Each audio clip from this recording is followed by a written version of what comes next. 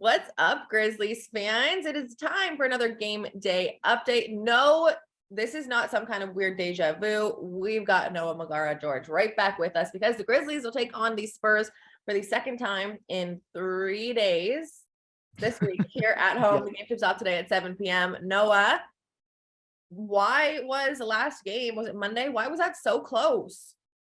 I know. I messaged you during the game and I was like, this is a lot closer than I expected it to be. But then again, I remember telling you the Spurs dropped 130 or 120. I wouldn't be surprised. And there they were hanging tough with the team, even though they were shorthanded. So you just never know. Like I said, they're a wild card, but it was a fun game. I'm excited for round 2.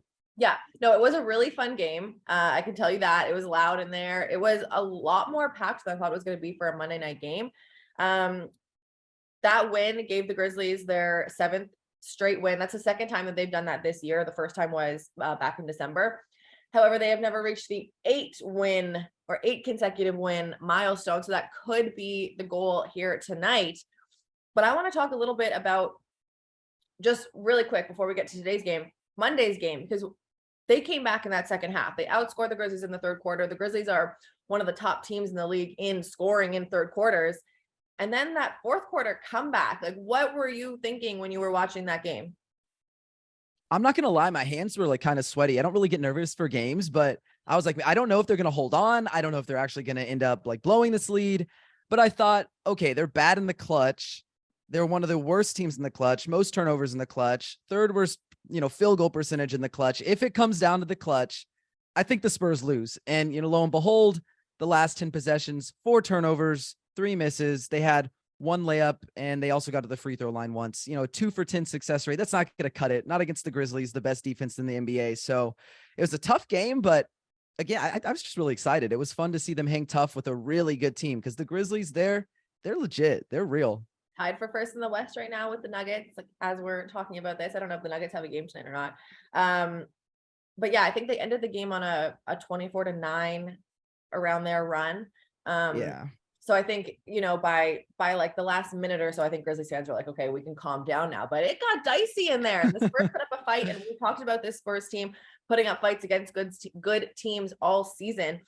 Tonight looks a little bit different for the Grizzlies.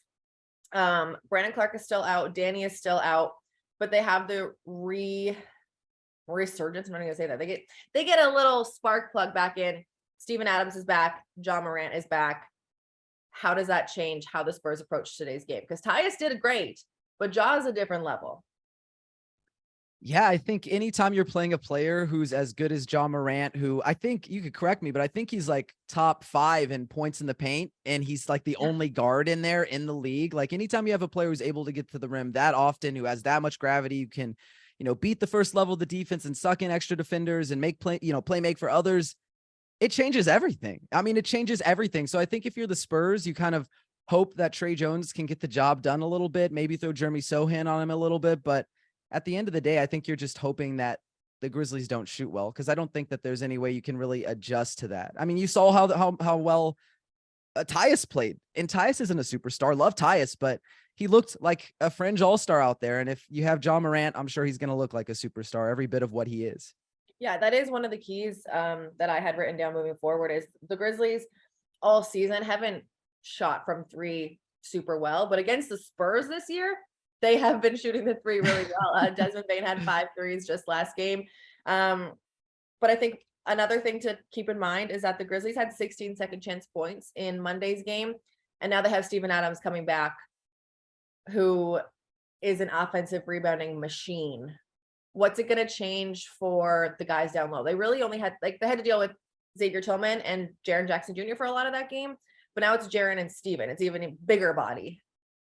Yeah, it's so confusing because I look at the Spurs and they're like, I guess by the numbers, one of the best teams at not giving up offensive rebounds, but at the same time, they have the worst defensive field goal percentage. So maybe teams aren't grabbing that much because they don't have to, because they're making so many of their buckets. So like, if the Grizzlies are efficient and they only have a couple of misses here or there, they're like shooting 50% and Steven Adams is grabbing all those extra boards, I think that makes it a lot tougher for the Spurs, especially when Steven Adams can grab it, kick it back out to Desmond Bane, who's, in my opinion, one of the best shooters in the NBA from 3. So I think the same thing I said last time, where this is probably going to be a rough game for the Spurs, but they're going to fight every minute. Doesn't matter if you have a double-digit lead, you better keep your foot on the pedal because the Spurs are going to keep fighting. That's what they do. Yeah, I mean, the Spurs had 52 bench points, like a ridiculous amount of bench points. They had 6 guys in double digits, and they had a bunch of guys stuck at 9 and 8. Like they're scoring, like we talked about, by committee every single game, and that's why I think they also had 28 assists. Like they play as a team, and sometimes that's hard to play up against. I don't want to say that today could be like they've been calling games like this where you played them before. It's a team that you probably should win on paper, but you need to be able to make this a professional win. That's what they've been saying, because you can get trapped into underestimating other teams, and then a team like the Spurs, who claw through every game, come up with the W. And obviously the Grizzlies fans don't want to see that, especially because there might be an extra player for them today, Noah, that we want to talk about that could bring a spark plug to their lineup.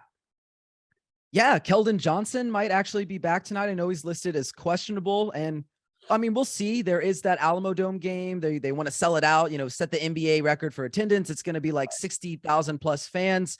So that's the only reason I could see them sitting Keldon, just to make sure he's healthy for that game.